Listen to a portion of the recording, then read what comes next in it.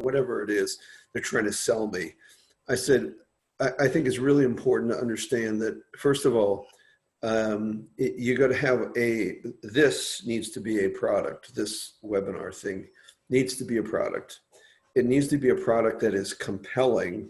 It needs to be a product that people would want to participate in. And so you got to say, okay, what causes that to happen? Mm-hmm. Well, there's a couple of components to what causes that happen. One of which is you're not trying to sell. You're addressing probably the most significant topic today that not one of us has any absolute clear understanding of. As I said yesterday, I was born 9 years after World War II. So I'm probably older than all you guys. But the difficult thing is, in my 65 years, I have never, and nor has anyone else ever, seen anything like this. My parents lived through the Great Depression, and that was kind of sort of like this. But we are completely and totally reliant on a whole bunch of things that have been pulled right out from under us. So all the humans, and this is David M., this is really your area of expertise. Humans are, they don't react marvelously well to having everything pulled out from underneath them. Absolutely not.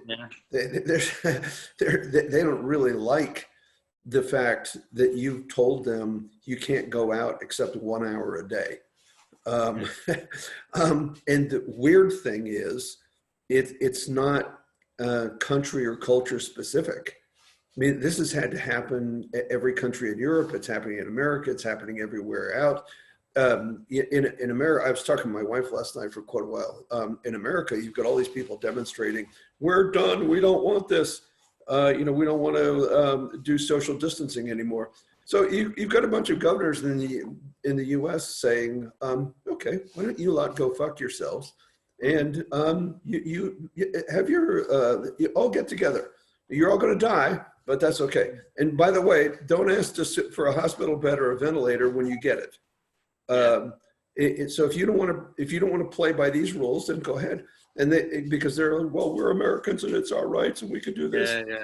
And you've got a whole bunch of people at the very top of America. Trump is not, he sort of is and isn't based on, what the electoral feel is at the moment.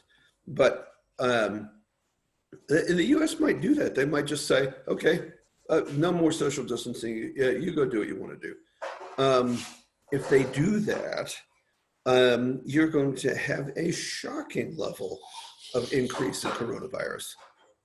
This is like gravity. I hold this up, it's going to drop, and it's going to accelerate at 32 feet per second squared. There's no question about that. Coronavirus, you just let this go. Guess what's going to happen? It'll skyrocket. But look what happened in New York. In New York, they said, well, I don't know if we should stop this and stop people from getting together. Manhattan in New York has more deaths than any other country, including China. I mean, just Manhattan, forget about the state of New York, just Manhattan. And you go, how the hell could that be? Well, they just said 2 fingers, we're going to do what we want to do, and that's all there is to it. So, the conditions creating the new normal are not completed. So to say that we've somehow been through something, and that we now have, okay, it was like the tidal wave swept through, and there's no more tidal waves behind it. We're in a situation where the tidal wave swept through, and if you look out in the water, look right out on the water, there's 4 more tidal waves right behind it. And you've got some countries like the US, we're going to say, well, we're going to let our people do what we want. And the rest of the world's going to go, okay, well, do what you want to do. Go crack on me. And that will produce its own component of new normal. So I think that what we need to do is, first of all, understand what this new normal is. And there's a load of people who want to talk about that. Yeah. And it needs to be a forum where we can publish something to everybody once a week based on what our view of the new normal is and encourage participation. So that requires a database of people. So Tom, I don't know what you've thought about in that regard in terms of providing. I've got a network of 1,500 people already. Email. So my network obviously is LinkedIn, which is a whole raft of tosspots really, which I don't know. Some of whom I know, some of whom I don't. Whenever I look through them, I think, who the hell are this lot? But my main network is people I email to, which are people like you, David. Well, David, and David, but also people I've known for over 15 years. So these people are pretty confused, David, with the message that's been sent out on a weekly basis, but nonetheless have actually stuck at it. So quite a fertile ground. And these are VCs, they're bankers, they're pretty influential individuals who don't know what to do at the moment. Yeah. But so I think from my perspective, the saleability, the interest factor skyrockets up if you say we're gonna talk about what this new normal is. Yeah. And then start talking about the components of this new normal and how it fits together. Now, that was one of the things, excuse me, I was talking about yesterday. So I said, first of all, it's got to be compelling under the bounds of this new normal. Yeah. Okay. It's got to be really interesting. So if you've got a business that was based on the old normal, that's gone now. Yeah. The compelling part of it, the interesting part of it, that's gone. So if on May 1st, there was a giant PR coming out for a discount airline that said, we'll fly you to Spain for 45 pounds return and you'll love it. They'll love it. Everyone will love it. And you'll be happy. The whole public would look at it and go, what? A packed plane, there's no social distancing in it. It would just fall right on the floor. That would, the public would go, what? And if you said, and if the owners of this new splash launch said, fuck social distancing, we don't care. All of us would look at it and go like, what do you mean fuck social distancing? Donald Trump at the helm.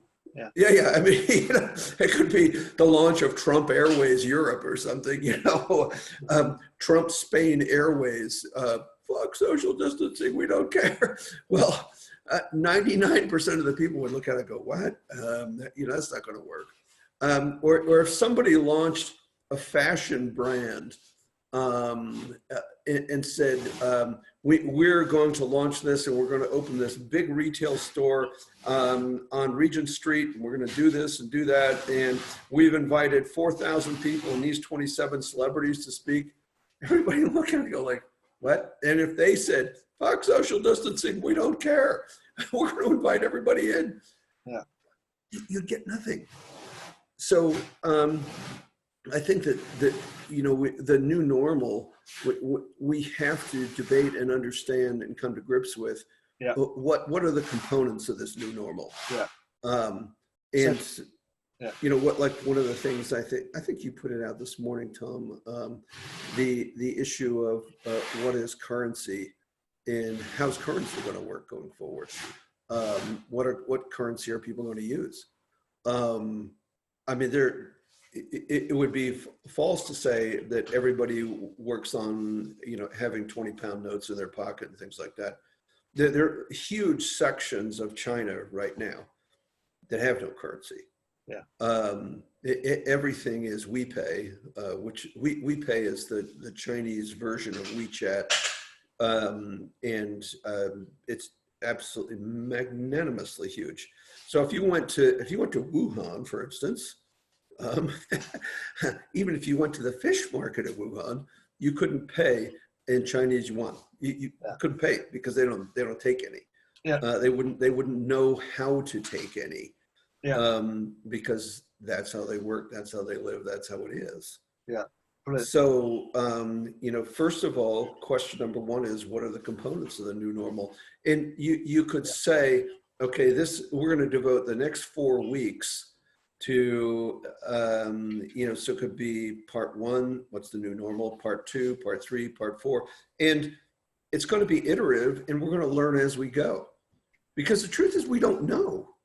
Yeah. We don't know what's going to happen. Okay, so you got, for instance, here's another thing that another stupid thing that politicians do. So yesterday, Donald Trump said, "I'm going to issue an executive order banning all green card immigration, so nobody can come to the U.S." He suddenly had 58,000 heads of every company in America, including every Fortune 500 company, on going, "What are you talking about? Our chief scientist is a green card holder and he's about to get it." He'd soon find himself so sideways. Now, I have no question about the ability for the Conservative Party to do the very same thing here. Yeah. To do equally stupid things right here. And I think that we've not seen all of the stupidity played out yet. Yeah, I agree. And most people know that. Most people are going, every afternoon at 5 o'clock, they come on and open their mouths. You're waiting for it, aren't we? Who knows what they're going to say today, right? I've not looked into this. I only heard about it last night. But seemingly Taiwan and South Korea have really got this under wraps, and they've got it really well done. And I haven't looked into exactly what they've done, but perhaps potentially because of SARS and other things that they've dealt with more recently. But that might be worth looking at, because they've been through similar, not the same. Yeah, they've done it, so they've almost got a working model that other countries can. They've also still got a new normal, David, as well, though, because but what is their new normal, and is that exactly. going to be ours? Exactly. We don't know. Exactly, but they've still got the same threat. But they've managed the. So, yeah, no, absolutely. So let's not try and boil the ocean. I think your point, David, is really well made. I think this thing around exploring the new normal and the components of the new normal, and I know pretty much everybody apart from God in the UK. I don't know where God doesn't actually live in the UK, David, but David knows that. In fact, both Davids know that. But actually, Tom, you'll appreciate this. I saw something on Facebook from a friend of mine in Wales. He's from Pembrokeshire. Yeah. He said yesterday God got stopped on the beach in Pembrokeshire, and he got interviewed, and they asked him, "Why are you walking on the beach in Pembrokeshire?" He said, "You got to work from home." So, David, you could apply that to Scotland as well. It just jumped into my head as soon as you said that. David's been trying to get rid of his accent for years, haven't you, David? But you could say, "Well, God got stopped on the beach in Inverness, right down by the water." And, they asked him, he said, "What are you doing in Inverness?" And he said, "Well, you got to work from home, right?" I love it. Yeah. So David, I've got so I think that's absolutely brilliant. I think exploring that, I've got people I can invite. I'm a great believer, David, well, both Davids, in leveraging what we've currently got. So I know the people to invite to this bloody thing. I know all the senior managers and the people who are influential. I think the topic of the new normal, exploring, and the components.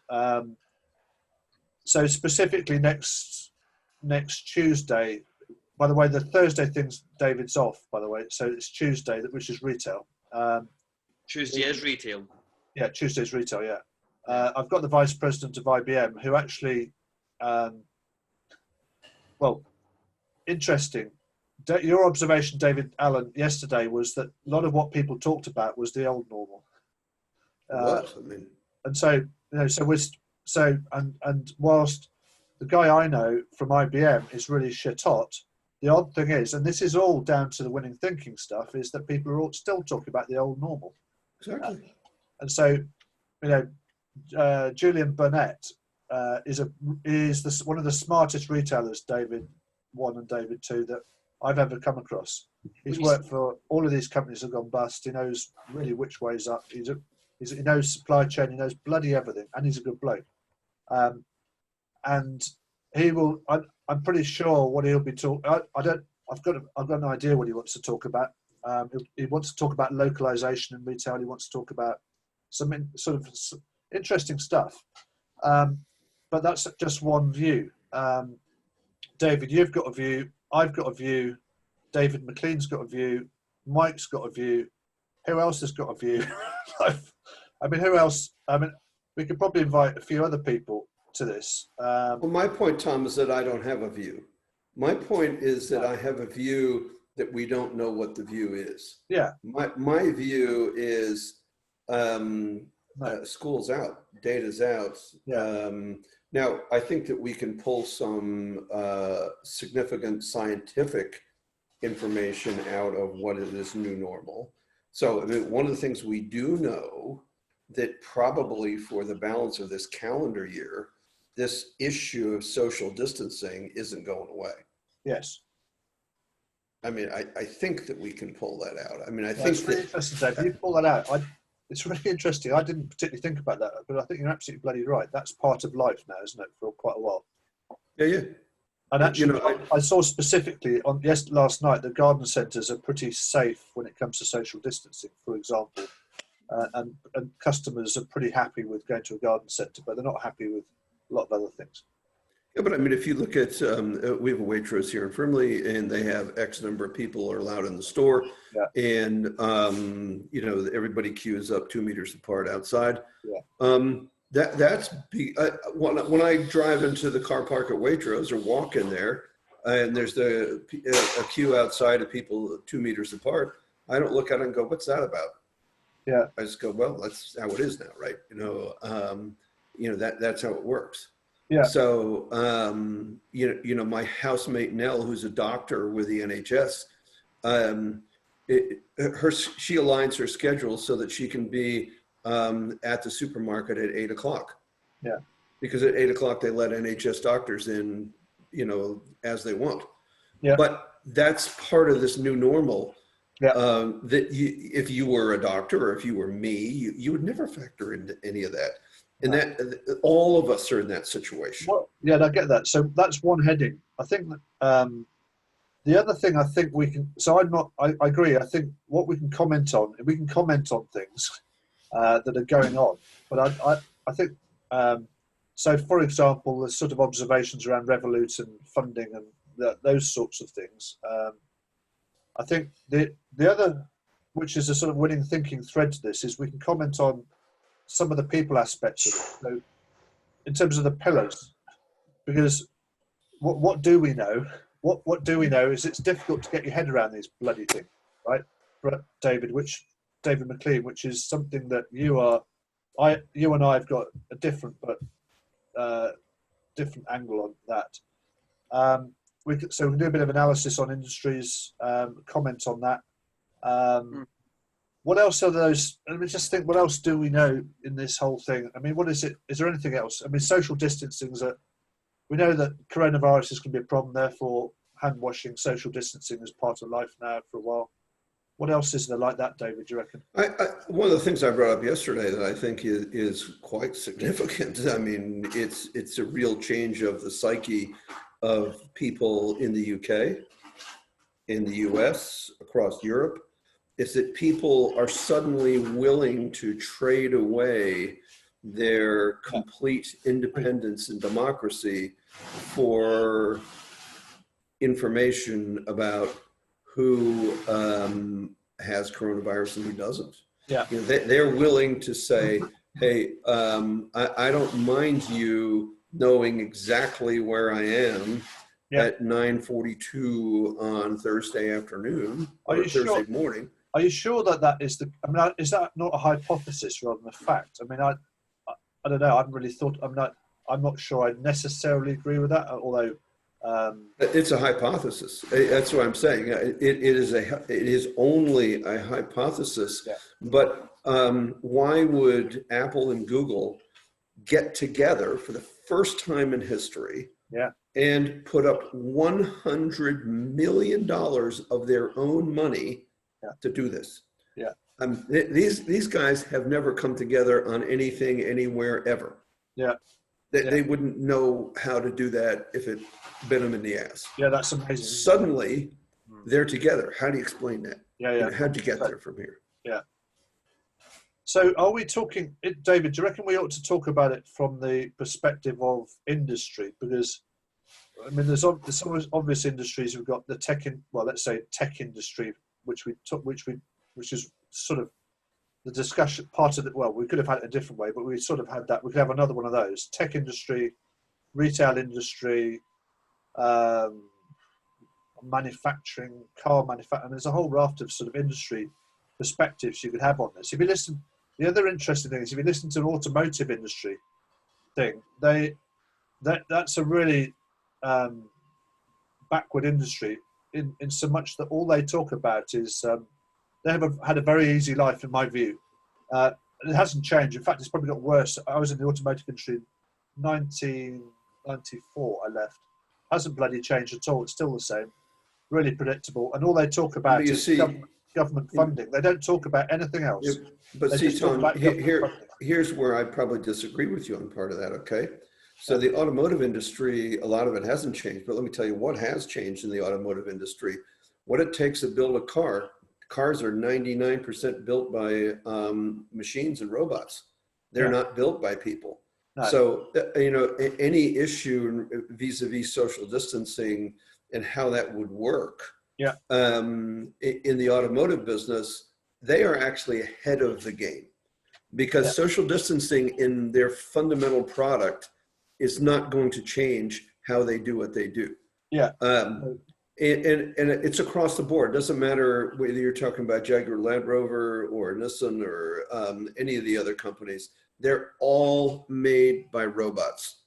That said, I'm talking about something. It's okay. Your assumption you're talking about there is around social distancing and robots. I completely get that. I was talking about it from the perspective of have their mindsets changed, right? And it has. Exactly. They've got machines, but it's the same bloody rubbish. Yeah.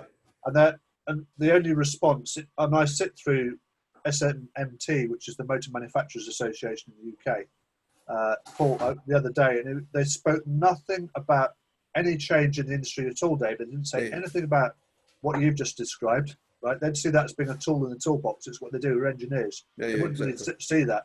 But they talked all about government funding. They didn't talk about anything else. I thought, that is the bloody automotive. That's got worse since I was here. I thought, because at least there were some really nasty bastards in the automotive industry to really scare the shit out of you. When a car plant was going to stop, you jumped a mile. And that seems to have, anyway. So, yeah, okay. I'm going to need to go at past, just so you know, so we want to tie anything up. Yeah, me too. Yeah, I do as well, yeah. So, David, what's next? I mean, what do you reckon? I mean, I've got this call on Tuesday specifically. What do we need to do? I mean, the specific thing here is that I think David, myself, and Mike are frustrated in so much that not enough people are turning up to these calls.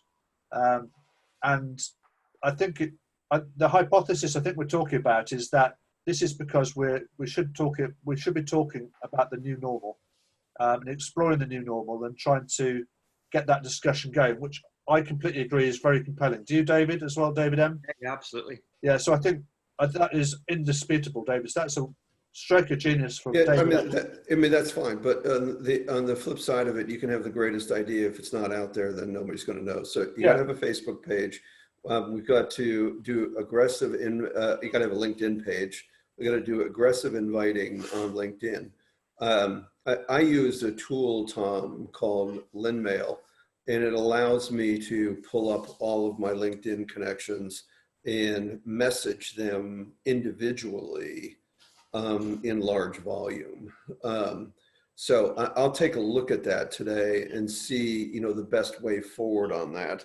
Okay. I can use up to, I think, 3 email addresses. So, I mean, I could take over your LinkedIn profile. Yeah, great. Yeah. and I could do that with David or Mike or the right number is to invite maybe between 50 and 100 people a day between now and next week, and just see who comes in, and, Right. see what they get, and Yeah.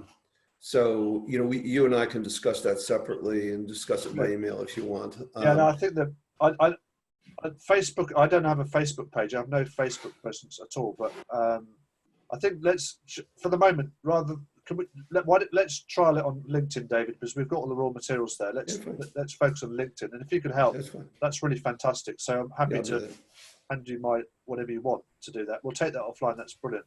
Yeah. Okay, great. Okay. Anything else? No, not for me. No, good. Thank you. That's excellent. Yeah, thanks for your encouraging feedback, David. I think we responded. I'm really pleased that we responded, and somehow we've gone from that. We've covered your points, but we've still got quite a bit to go. But I think the opportunity is, I agree, very exciting. Yeah. Okay. Great. Okay. Cheers. See you then. Bye. Thanks, David. Bye.